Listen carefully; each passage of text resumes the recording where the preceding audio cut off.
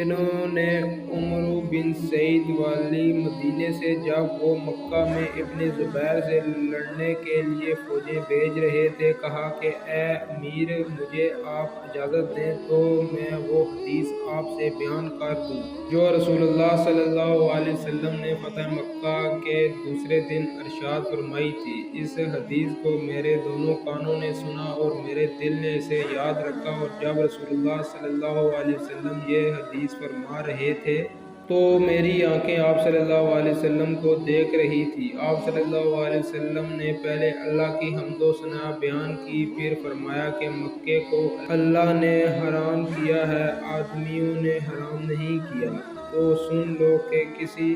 شخص کے لیے جو اللہ پر اور یوم آخرت پر ایمان رکھتا ہے جائز نہیں ہے کہ مکے میں خون ریزی کرے یا اس کا کوئی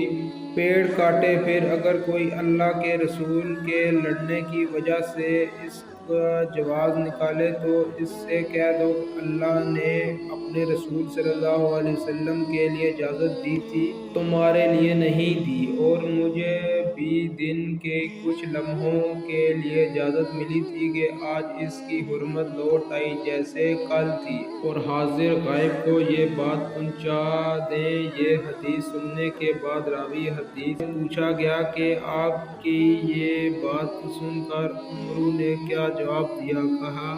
یوں کہ اے ابا حدیث کو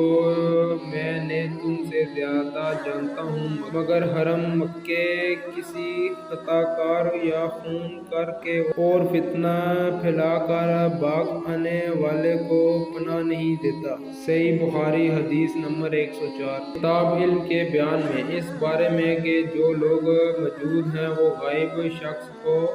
علم پہنچائیں، یہ قول حضرت ابن عباس رضی اللہ عنہ تعالیٰ نے جناب حضرت محمد صلی اللہ علیہ وسلم سے نقل کیا ہے، اور بخاری